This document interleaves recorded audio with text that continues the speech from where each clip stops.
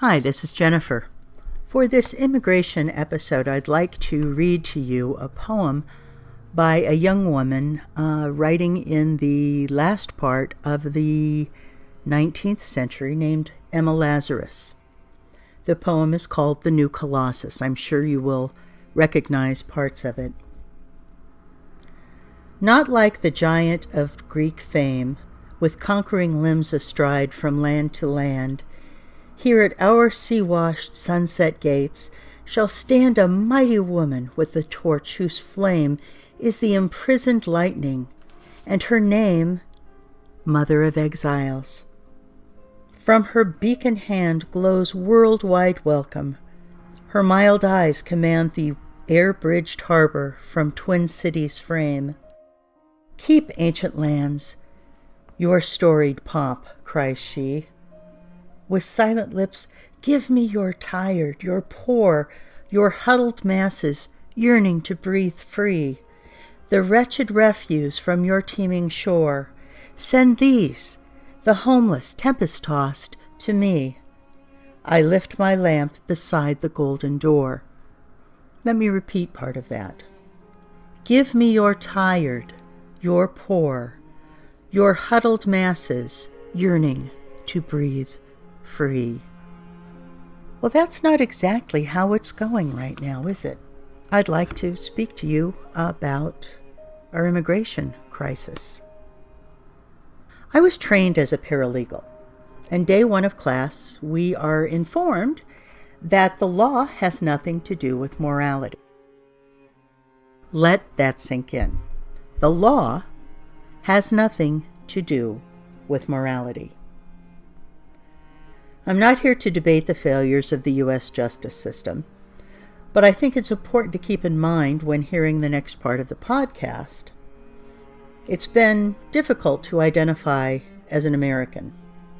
I've been witness to things I never thought I would see or experience in my lifetime in the United States.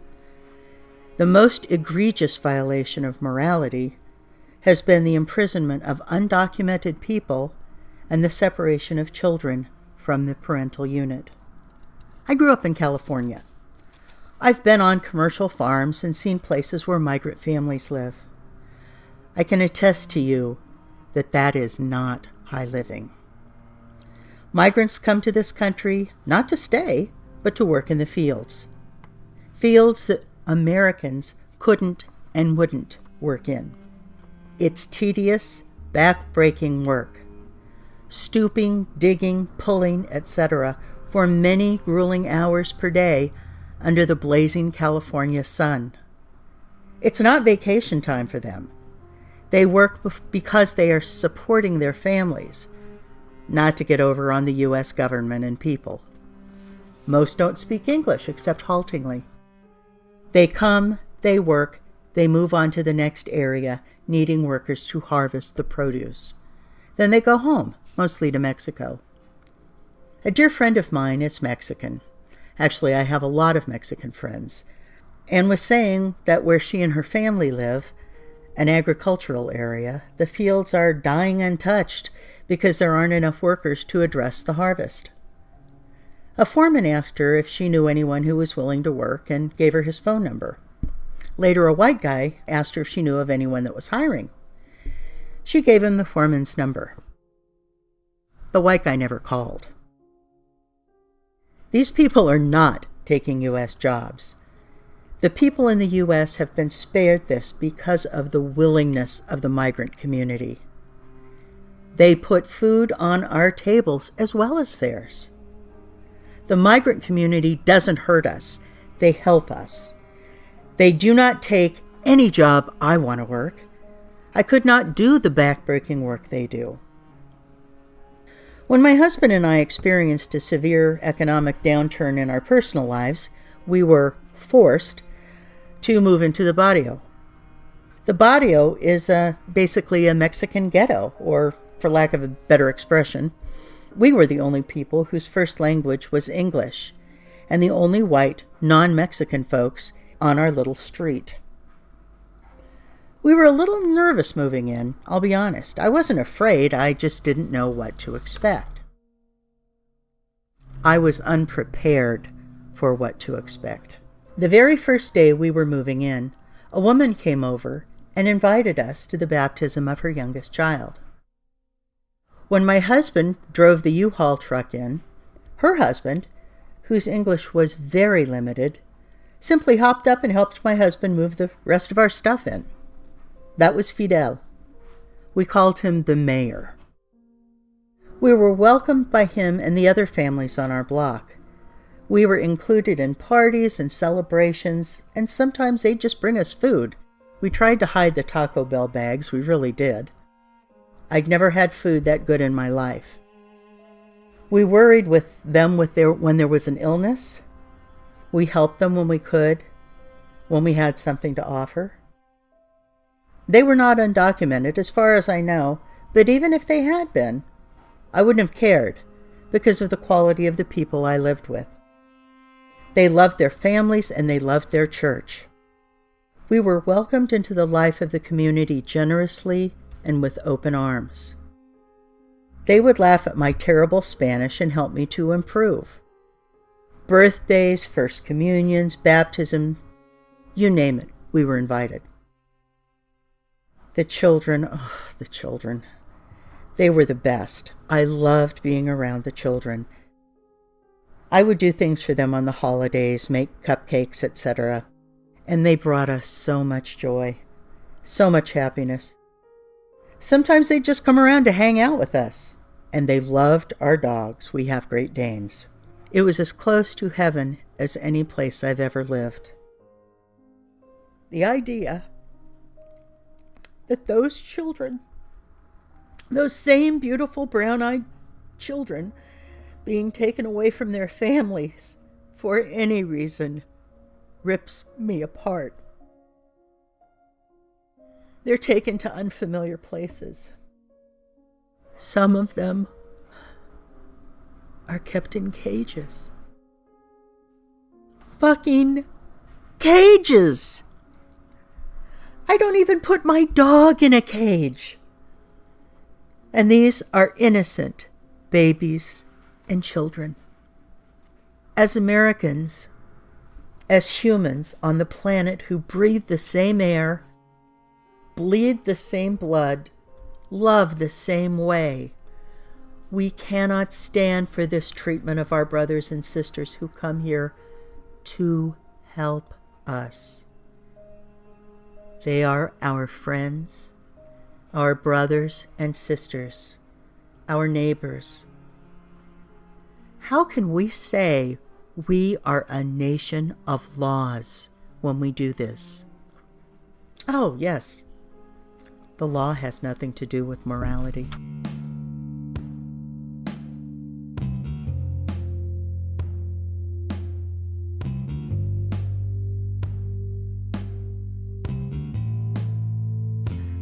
So I'm here with Yahaira Lopez Cervantes, who is an old friend of mine from paralegal school. Yahaira is currently working in immigration law and works, what did you say, kind of ad hoc? Like freelance, yeah, freelance paralegal work. Yes. And so let's start with you telling us about your family and how they came to this country, if you're comfortable with that. Yeah, of course. My dad was actually brought here in the early 80s, or maybe, I think the last time I saw his green card, because he's still a permanent resident, I think it said 1979, or maybe, I don't remember, but I think it was like late 70s, early 80s. Mm-hmm. But he was here he was legally immigrated through his grandmother. So I guess my great-grandma immigrated here first, and she got status and was able to bring her children. And then my grandpa was able to petition for his entire family, and then they all of the children that were there immigrated. He had, I don't remember how many, but at the time, but everybody was able to get legal status here. And then my mom, yeah, so like they've been here for years, for like 40 years almost, if not, yeah, like 40 years. My mom immigrated in the mid 80s. She came here, and and she was able to immigrate legally as well. And she's been a permanent resident as since the 80s. So when I was born, I was not the child of an undocumented immigrant. Like I was actually not like I didn't really identify, or you can say like identify as a child of a U.S. citizen born to immigrant parents. I mean, they are Mm-hmm. immigrant, but not undocumented immigrants. Yes. But where I did grow up, it's in a small town. Well, it's like a pretty big mid-sized town in the central coast of California, and it's mainly agriculture, and there's a lot of undocumented people there. And a lot of my neighbors spoke only Spanish, and they were just here working the fields, feeding America, like picking all these berries and lettuce. How about And there cauliflower? were, Do you have cauliflower? yeah, cauliflower, asparagus. They picked artichoke, which supposedly artichoke is one of the hardest vegetable to pick because it's so heavy. Well, and they're And also really stickery, you yeah, know, stick, yeah, they're yeah, thistles. yeah. Yeah. So basically, we call it the salad bowl because most of all the salads come from that area. So I grew up in the salad bowl, basically. And yeah, so I just grew, and my friends, their parents, most of them were undocumented. And just even though I didn't grow, I wasn't like around, even though my family was not directly like in danger of being deported or anything, like I felt the fear from my neighbors. Like I remember hearing, like you would hear it in the radio, oh, ICE is doing raids in this field or this area. Mm. People would not go out. People would not leave their house. People would not open the door. These kids were not allowed to go outside. And and it was pretty sad growing up and witnessing that. Like even though I wasn't directly affected through my family, like I saw it. I was like a secondhand victim to these immigration raids in the 90s, growing Mm. up that were frequent. And it's So really sad like that. Even though my parents were not undocumented, like I still felt fear for my family because I didn't know the difference. I was little. I didn't know that my parents were not going to be deported, now tell So me yeah. this, were your neighbors, were they migrants or did they live there year round? So my neighbors were not migrants. My neighbors were they lived there for years and years and years. But I did go to school with kids who were migrant students. Watsonville, there's a great migrant program for students too. So I did go to school with migrant students, but I didn't have neighbors that were migrant The workers. the reason the reason I'm asking is I remember visiting some of the migrant housing areas, Mm-hmm. and they're terrible, they're horrible. The ones Yeah, that I they saw, now are. this was before you were born, of course, but, I'm not even sure they had running water. I remember one time I went to this ranch in Watsonville where I grew up, and they had a lot of mobile homes. Like it was more like trailers. They were really Mhm. torn down trailers, and people lived like maybe 10 people in a small two-bedroom trailer. Oh, wow. And I also remember that we went inside like this barn. I remember, and there was like little rooms inside the barn, and I don't even know if they were legal. Like it was a legal dwelling for like people to live there. Like I don't know Probably not. if it, like it was just like a like little like it was like there's a bunch of doors, and like it was probably like a little tiny 10 by 10 room or something. I didn't go inside, but I remember people coming out, like one person coming out of one room and somebody coming out of another room. And it was just like I couldn't believe, like I was probably like 12, and I was like, in my mind I was like, wow, people live here, like it's so like sad. And then I later found out that some of them didn't have to pay rent, others did pay little rent. So basically it was like the ranch owners were just housing these people there, and they lived there temporarily, but still, like I thought it was really sad, like the way of living they were living there, even though Absolutely. they were farm workers and they're doing labor intensive jobs, you know. So Absolutely. that's yeah. And so Yahaira, why did your parents, they met here, I guess, right? Yes, they did. Why did they come to the United States? Well, my dad was brought here as a child, so and he was I don't remember how old he was, probably like 12 maybe. 12 or 13 years old, and or 6. I don't remember how old my dad was when he came here. If I do the math, I probably will know. But so my dad was brought here when he was like a teenager or maybe preteen, and my mom came when she was in her 20s, early 20s. So my dad was just brought here because my grandpa immigrated him. My mom came here because she needed to help her family. She was a student in the university in Mexico, so she was trying to study. I think economy was her major, but she had to leave her studies to come and work in the United States. And that was why. Yes. I mean, that was because their family or her family was basically starving, correct? Yeah, they were pretty poor. Yes. And thanks to my mom, I mean, not to toot my mom's horn or anything, Oh, but you should. She's a she was wonderful woman. she was able to help her siblings finish professional career in Mexico. Like I have an aunt who's an attorney, and I have another aunt that's a dentist in Mexico, and she was able to help them do that. Like my grandma was able to help too, but I remember my mom sending them money to help them pay for books or whatever, tuition or whatever they needed to pay for that. And what do you So think would have happened had your mom not made that sacrifice for them? I'm not sure. I'm not sure. Maybe I don't know. Maybe they would have been able to finish. I'm not sure what would have happened. But Not sure. but definitely coming to this country and sending money home improved the lives of the rest of the family, correct? Yeah, of course. Yes, yes, And then along come you and your siblings. yes. And talk to me about your life when you were young. Did you have privileges, not have privileges? What did your folks do for a living? Growing up, my mom worked as a caregiver, and then later she opened her own small business. And my dad always worked as he worked in the fields actually. He was a field worker for many years. He picked mushrooms, and then my mom didn't really like how labor intensive it was and how bad it was for his back, so she encouraged him to find another job, and then he later became like a driver for different companies, like just a route driver.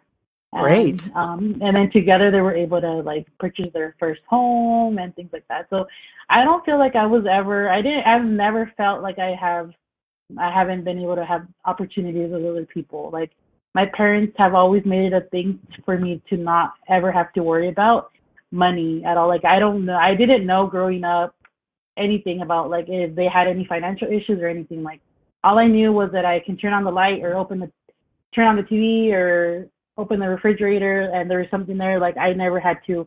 I was lucky enough not to have to worry about my parents' financial situation. Like that was their own problems if there was any, and I didn't know about it. I was oblivious to any of that.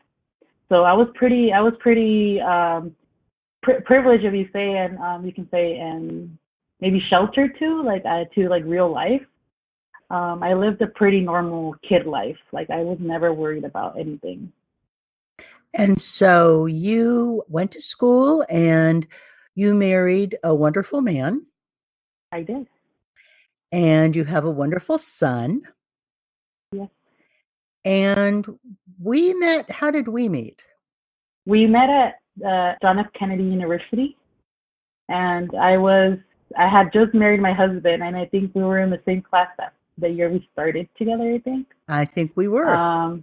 Yeah, and I was a newlywed, and I didn't know what to expect of life. I remember we had a talk about being married and going to school, and you told me that like basically that shouldn't stop me, and you told me that you were proud that I kept going, even though I was married. And Still am. I always yes, and you couldn't believe how young I was. I remember. And you still whipped my butt on every assignment and test and everything we had. I could never beat you. Oh, I don't think so. I think you're better. No, but yeah. The numbers don't lie, darling. But I was really happy to have met you. I felt like I don't know. I was just like, I felt like you were one of the only people that I have left as friends from there. And I'm glad that we're still friends, Oh, me even though too. Me too. even though there's a distance. Yeah. But being married to my husband, I didn't know what to expect. Like I knew he didn't have documents. He was undocumented. And when we married, there was nothing for undocumented young adults. DACA didn't exist, which is Deferred Action for Childhood Arrivals. Hmm. There was nothing. There's nothing for him. There was California now has driver's license for undocumented people called AB 60. There was Hmm. not. There was no. When we got married, there wasn't any driver's license for undocumented people. So my husband was driving without license. We were insured because we had insurance in our vehicles, but he didn't have a license, and he did not have any protections like now the Dreamers have, which is Deferred Action for Childhood Arrivals or DACA. So it was the first time that I was exposed to being the direct family member of somebody who was undocumented, and it was my husband. And the irony, he did not want to have status. He told me there's a huge taboo in our community that when you marry a U.S. citizen, that you do it for papers, what we call it papers or legal Yeah. status. And he just didn't want to get status. He told me that he didn't marry me for to get papers, and that he was not it was not something he was interested in. I like basically my parents had to have a really serious talk with him and told him that it was not just to benefit him, but it to benefit any future children we would have, like Hmm. and my dad jokingly was like, if you don't have status and you get deported, I am not taking care of your children. And he's like, any future children, I am not supporting. And I don't know, he said it jokingly because obviously my parents would help me with regardless. But Oh, absolutely. I don't yeah, even but know my your husband, father, and I know that. I know.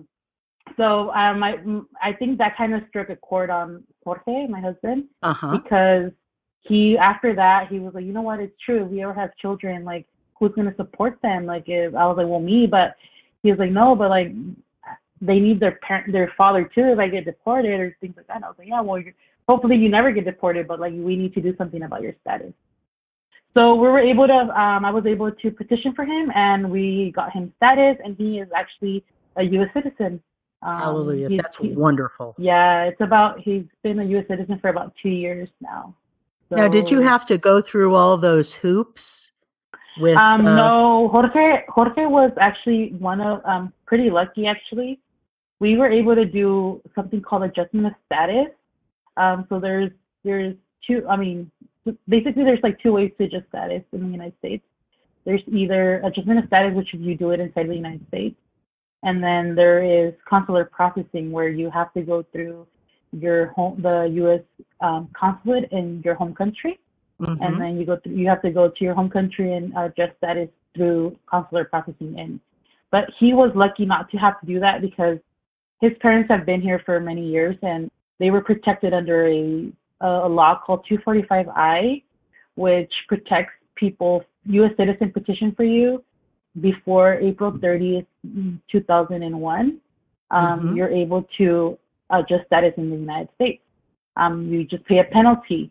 And even though Jorge was not a direct beneficiary from that, he was able to piggyback off the petition that his dad was petitioned. But because he was a minor when that petition happened, he was able to piggyback right off of that petition. Oh, that's So great. he was yeah, he was protected through the 245I, but not everybody is as lucky to do that. He became a citizen not because he married you. Yes, because he was not gonna adjust status through that petition, the 245I petition, or Hmm. through his father. He was not gonna ever adjust status for that.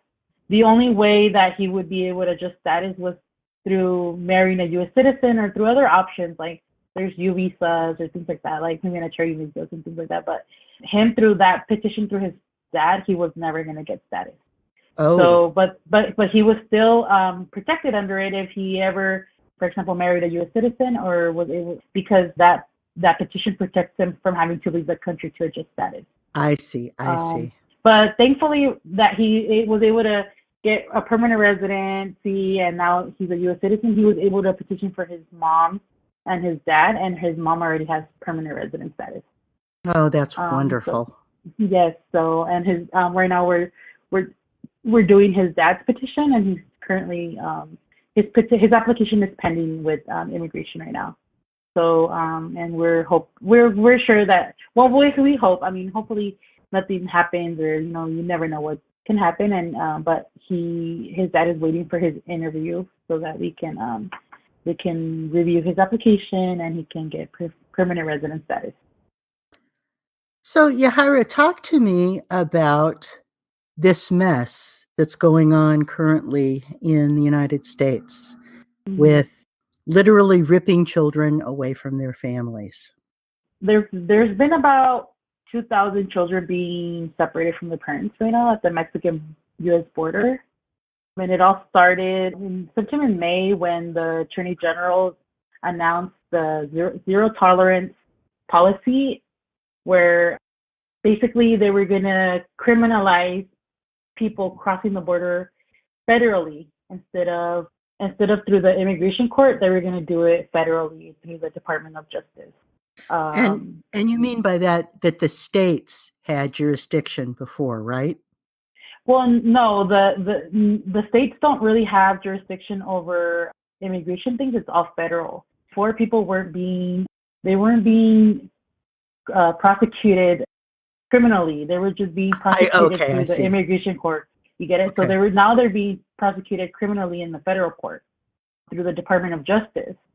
When before they were just it was just like they would get caught and either deported expeditiously or right away, or if they had any asylum claim, they can ask for asylum, or they could ask to see an immigration judge, and they would get the option to fight their case in front of an immigration judge. But they weren't being prosecuted criminally in federal court. I see. For sure. They were just being everything was either immigration court or deported expeditiously, depending on the officers that you get. So it wasn't like right now. So where the zero tolerance comes in is that since these parents they're bringing their kids, they're coming in and they have their kids with them, right? So instead of being in an immigration detention, they're now being processed criminally, under federal law. So now they're being sent to jail, right? So instead of keeping families together, they're separating the parents from the child, because the one being prosecuted criminally are the parents, not the children. Sure. Right. So that's why it's happening. But it's not. It was not supposed to happen. This is not something that should have happened or should have started.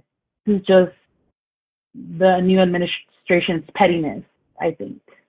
This is not something that was done before, even though people are saying that it's old law. It's not true. People were not separating kids before from their parents. So the parents are being sent to jail, probably separated from each other, correct? Yes.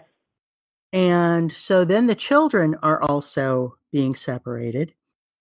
And talk to me a little bit culturally about what the family means to Mexican culture, Latino culture. So I can only talk about Mexican culture because my family's from Mexico. Okay. But I'm sure it's pretty the same. I think it might be the same across the board with other Latin American countries, like Guatemala, El Salvador. The family means everything for Latinos. I'm sure for every other country as well, but we're pretty tight. Like people are pretty tight within their own family. Like children love their mom and love their dad. There's major respect for your adults, and so being separated is kind of like a shock, because most of like in Mexico, for example, so the moms are stay-at-home moms. You know, they're homemakers. So being ripped from their children is probably the first time ever that these kids have been away from their parents. So this is just about the worst thing, really, that you could do to these folks. Exactly. Exactly. Yeah. This is like this. It's like tragic. It's a tragic event for these kids, for these And it's parents, because torture. it's torture. Because the like put it this way, you're a little kid, you're a child, you've never been away from your mom ever. And then all of a sudden you are taken from by a stranger, not even somebody that you know, Yes. away from your mom and you or your mom or your dad, and you don't know when you're gonna see them again. And the saddest thing to me is that a lot of these kids, because it's not just Mexicans, it's indigenous people from Guatemala Yes. or El Salvador. A lot of these kids not only they don't speak Spanish, speak dialect. So they don't speak English, obviously. So they don't speak Spanish either. All they speak is dialect, Yes. dialect from their country. So immigration officers might be able to speak Spanish, but they don't speak dialect.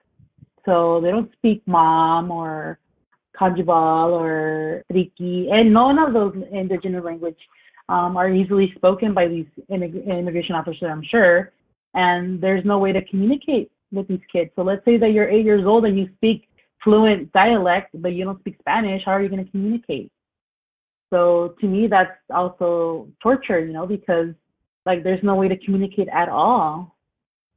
And what about this whole putting them in cages? I think that was just so disgusting. There's no reason why they need to be put in cages. I just I feel like can't that even was wrap just my I brain can't around even that. imagine. No. And then I at first when I heard that they were there at the first time I heard about it, I heard that they were gonna open like a like do it. I heard the president say something about, don't quote me because I don't know exactly his words, but he said something about opening a detention center in Texas and just putting them in tents outside like in Arizona. Don't quote me on it. I'm not sure exactly how he said it, but Mm-hmm. and I thought that was just so despicable because I was like, Texas is extremely hot. So you're gonna put these kids in tents outside, like not even they don't even deserve air conditioning, a facility with air conditioning. Like that's just so sad. These are little kids.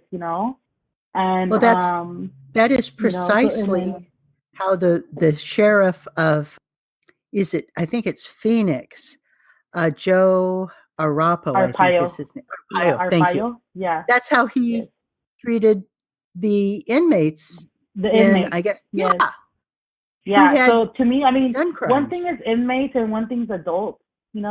At least I mean, I don't agree with it, but at least adults can voice your opinion. But these kids, some of them Yes. don't speak Spanish. They speak in a dialect. So like, and they're little, and I think I have read somewhere where the smallest one was 8 months old. Oh, You know, and I also read in another article where other kids, not even related to the child, were put to change diapers. You know, so like there's kids in diapers and they're here talking about putting them outside in tents. Like yes. that's just disgusting and sad. Like it's beyond humane. I think that's like cruel and unusual punishment, and It they haven't even, absolutely is. and they're little kids, like. So I don't know, I just felt like sick to my stomach when I read about these things that were happening. I can absolutely understand that and be right there with you. I have a fantasy of just going down there and either storming the place or at least standing in silent vigil as a witness to the inhumanity of such action. I I agree. cannot Me imagine. too. And as an American, and I'm sure you agree with this, I am sickened and outraged that my government, who's supposed to speak for me, is pulling this kind of unacceptable. I don't want to even call it behavior. This is not for me nor for anyone I know something that the American people want. I agree. I totally agree. Like I don't. Yeah, there's no words for it. You can't even describe it. Exactly. That's why I'm There's stumbling. no words to describe it. It's just to me it's no, they have no scruples. Like it's just unscrupulous, and it's just I don't know. I think it's beyond animalistic. I don't know. I don't even know the word for it. Like Yeah, you're right. not even animals treat other animals like that. You know, Exactly. and yeah, The only thing that even comes close to this was Hitler's Germany. exactly. Yeah, And, and my that's understanding scary, is they were loading people up on railroad cars. Gee, does that sound familiar? right? I don't know as a citizen what to do about it. Do you have any suggestions for those of us who, are wringing our hands and we're powerless or feel powerless? My friend, she works at, no, she doesn't work. She is a member of the ACLU chapter in Berkeley. Mm-hmm. And she told me she's done a lot of lobbying for different things. And she told me that if you, as a person, if you want to help in any way to go out and protest, but she also told me that instead of writing emails to your senators or your assembly members, to actually call them. She said that the tip that she's gotten is that if you want your voice heard, that they don't really read emails, that they listen to people's voicemails if you leave a voicemail or your call. Hmm. That's what she suggested. So I've called and I've left my piece of my mind there. But definitely she said you can email them, but she said save your email and use it as and use your phone call instead. Call these people and make your voice heard. So that's the tip that I have, and I've donated to the cause, helping these people get free immigration law help. But I think I haven't been able to go protest, but I think if you're able to go and you're close to somewhere where you can protest with other people, I think that's important as well. Our voice needs to be heard, and the unity makes the power. And if more people are out there and like voicing their concerns and their protests against all this that's happening, we definitely can make a difference. And people shouldn't you should do your own research independently, and so you can know what's going on. Don't rely on the media Are there because any Are there any uh-huh. websites or anything you might recommend? I there's a lot of websites. I don't know them by memory right now by memory. I can share them in your Facebook group. Okay, sure. Yeah, but what I've read has been basically things on Google. I Google what's going on, basically like immigration news, and then I just click on the different links and see who's the author, and that's where I get my information from. I try to look at nonprofit blogs or websites, Great. and that's where I get my information. But yeah, I try to stay away from like the major news networks Mm-hmm. websites because they're very censored, and I try to avoid it. Like it's good to read and see both sides of it, but I just try to stick to nonprofit journalism basically. So it's just to me it's less censored Yeah, than and like basically major somebody who media. doesn't have a dog in the fight. Exactly. That's exactly right. So that's where but yeah, so just be smart about your research. If you really want to know what's going on, and try to find better articles that are not so like mainstream, if Yeah, you want to call I it that. I tried to, when I was reading that these actions had been either policy or legislated, I tried to Google and I couldn't find really anything. So I thought, okay, well, I have friends that are lawyers. Let me ask them, you know, Hmm. what do you guys know? Can you point me in a direction? You don't have to do the research. Just point me in the direction where I can find this information. Well, there isn't law. Like I know that the president was saying that it's law, that they're just following what's the enacted laws already that's been there for years. There's actually no law that requires children to be separated from their parents crossing the That is border that is what I illegally. understand. Yeah, there isn't any law. There's actually it's an agreement called the Flores Agreement, and Flores it's as in basic to the Flores. yes, exactly. Okay. It's the Flores Agreement, and this case went all the way to the Supreme Court, and basically, it was settled in 1997, I believe. Yeah, about 96, maybe 97. Basically, the government is required to, with this agreement, is to not separate parents from children. Okay, and they're supposed to keep parents together with their children. And I think I read that they're not supposed to be in custody longer than 20 days. So that means that they should be whatever it is that the immigration needs to do to let them go needs to happen within 20 days. And they can't have them in places like they're having them now. Like they have to have food and appropriate drinking water and medical assistance and adequate temper control, which being outside in a tent is not adequate temper control. No. And so, and if parents are not, and there needs to be like contact with other family members if the parents are arrested as well, like if the parents are being arrested.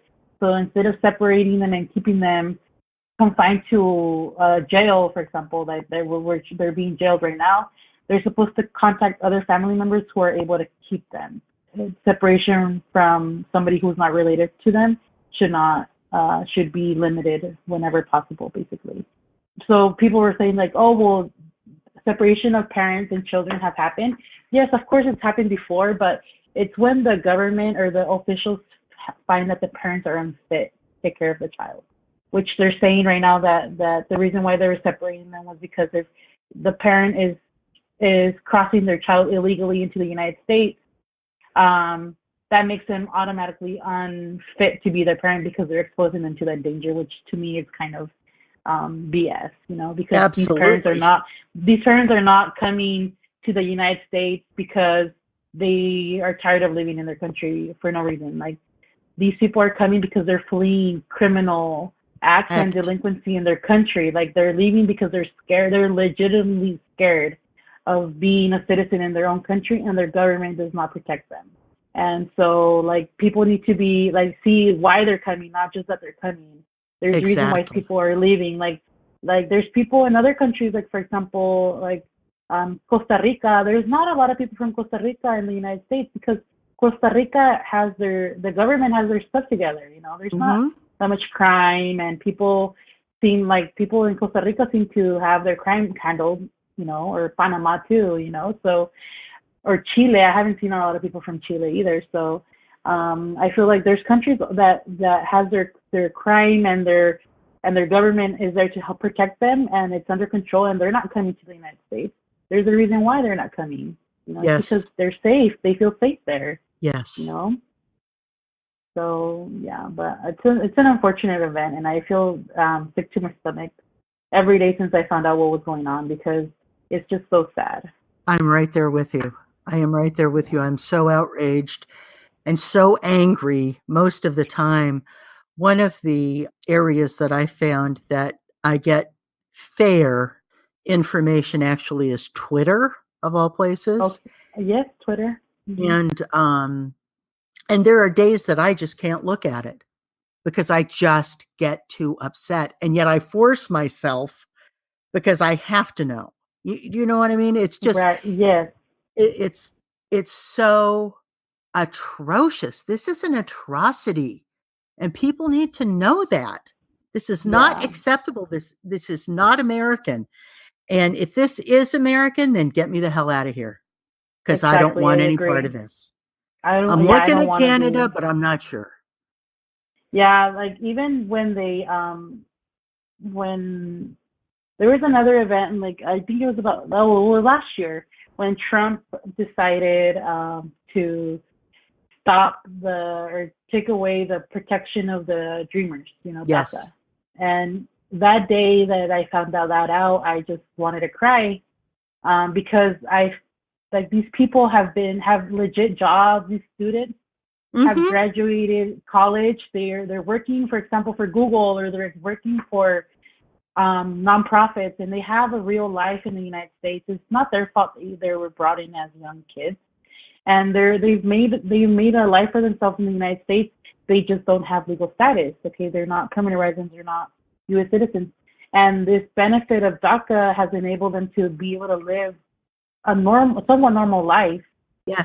They've been able to purchase a home or purchase a car, have credit, and this is now, it's just like it was just ripped away. The feeling of being, their whole livelihoods were, and they knew it's temporary. They know it's temporary, but like just being ripped like that out from one day to another was just horrible. Like, and let's make and no I felt really mistake. bad for, yeah. This is their country. Exactly. This is their country. Like I have friends when I graduated high school and I was applying for college and the financial aid. I had friends who learned they were not U.S. citizens when they were filling out their FAFSA application. And they found out because they needed a social and they didn't have one. Oh my gosh. So, so I lived through that. Like I saw a personal friend of mine learn that. And now that there was DACA, I was happy when there was DACA for them. And well, there's still DACA. DACA's still available for these people who have DACA. But last year when like it was just so uncertain and the possibility of it being revoked, I just felt so sad. Like I just felt like it was so unfair.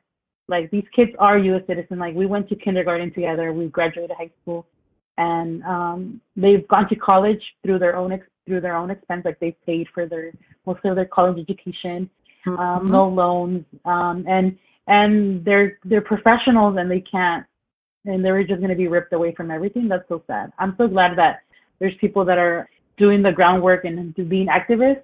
Something that I hope to do sometime when I'm an attorney. I want to be able to do free work and pro bono work for these kids that might need it or whatever. But as a non-attorney, as a paralegal, I feel like just being there and supporting DACA students and supporting undocumented individuals is really important, because like I was married to an undocumented person and I felt directly, how to explain it? I was directly affected after I was married, and yes. It just feels so scary to live in limbo like that.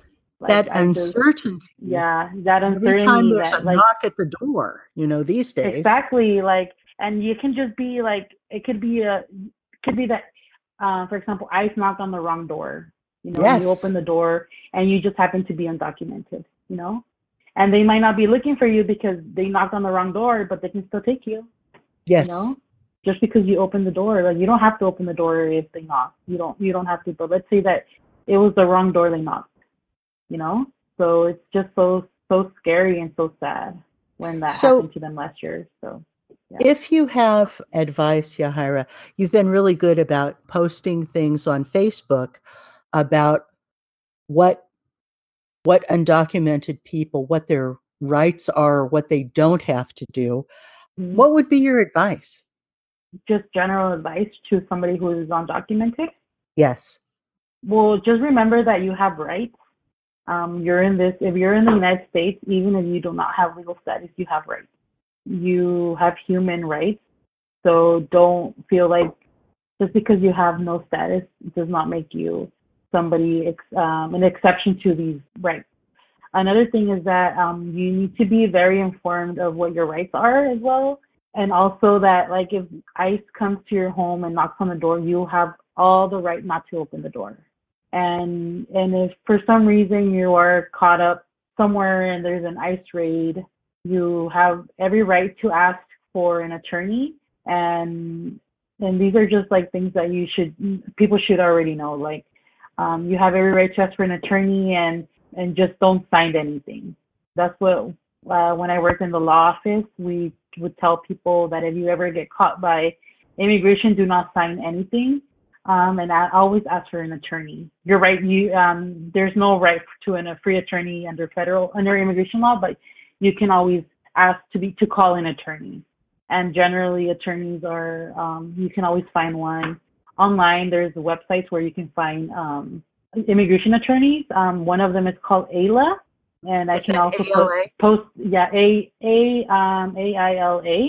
Okay. AILA, and you can find an immigration attorney through that website. And so yeah, so you should never feel like you have to sign anything. Like they might pressure you, but you don't have to sign anything. And so yeah, so like that's, to me, that's the tip. Like just remember that you have human rights, and nobody should have their human rights violated just because they have no legal status in the United States. And it almost, I think part of what has to happen too is what constitutes being a citizen. My family has been here since like the 1600s, believe it or not, which makes me responsible for a whole lot of ugly. But what makes me more of a citizen than you? Not a damn thing. Not a damn thing. So what makes us more citizens than them? Exactly. A piece of paper? Exactly. Just a paper. The fact that you were just born in the United States. I feel like there's, like, for example, these DACA recipients are some of them are very patriotic. Like, that being born in a different country does not mean they're not, like, they shouldn't be U.S. citizens. That's absolutely correct. They're not U.S. citizens because the paper doesn't say otherwise, but a lot of them are very proud to have grown up in the United States and been able to complete college or high school, and just the paper defines them as not being a U.S. citizen. I couldn't agree more. I think we really need to revisit some of our policies and long-held beliefs, because I don't think they serve us anymore. With as mobile of a society as we are now, we have to look at that stuff. Right. So, Yahaira, is there anything else you want to talk about or tell people about or encourage people about? I just feel like people should be more empathetic towards the situation. Just because it doesn't happen to you or it won't happen to you doesn't mean it doesn't exist. And I feel like that's one of the issues of everything that I see posted on social media, is that people are just quick to just judge, quick to say or point a finger, and, well, if you know this is happening, why are you coming here? Or just don't come. And people need to just be more, there needs to be more empathy in the world, and just people need to just open their eyes and be more willing to see the other side of immigration, for since we're talking about immigration, like the other side of why people are coming. And you don't have to have experienced your rights being taken away or having experienced crazy violence to be empathetic. You can be empathetic without having to experience something so traumatic as killings or murders or injustice by the impunity by the government, or femicide, for example, in Guatemala. You don't have to be from Guatemala. You don't have to be from these countries to feel empathy towards them and why they're coming here. There's more than what we're seeing. Like, just talking to these people, you'll notice they're good people, and just because they're breaking the law and crossing illegally doesn't make them evil and doesn't make them a bad person. And there are some things that are more important than the law. Exactly. Like self-love. People need to love themselves. And I feel like a lot of these people that attack or point a finger, maybe they don't love themselves enough, or maybe they just feel like entitled to something that's not tangible. Like being a U.S. citizen is not tangible. Like there's not something I can touch. So to me, I was born in the United States, but that doesn't make me any better. And we have to be more. There has to be less of a double standard, and legal immigration is okay, but illegal immigration isn't. Like, it's immigration at the end of the day, and people are immigrating here regardless if it's legal or not. So why can't we just be more open about like the issue with illegal immigration and just find a solution to it? Like, you can deport everybody, but like, is that fixing the problem? It's not. It's actually, we're seeing it's not working. So there needs to be more groundwork in figuring something out than just if we can afford carrying them. If we can afford all of these detention centers and all of the additional personnel or whatever to staff this program, as it were, why the hell can't we have people working in the immigration department to help the backlog of all the crap that they always say, well, it takes so Yeah. long and so much Yeah. money. It's I such agree. a racket. Yes. And when you Like, talk about, I was just before I forget, I was reading Sure. about how there's a group of people that the current administration has put to see if they can find basically take away the title of U.S. citizen to people who are U.S. citizens currently that naturalized, who fraudulently submitted a citizenship application.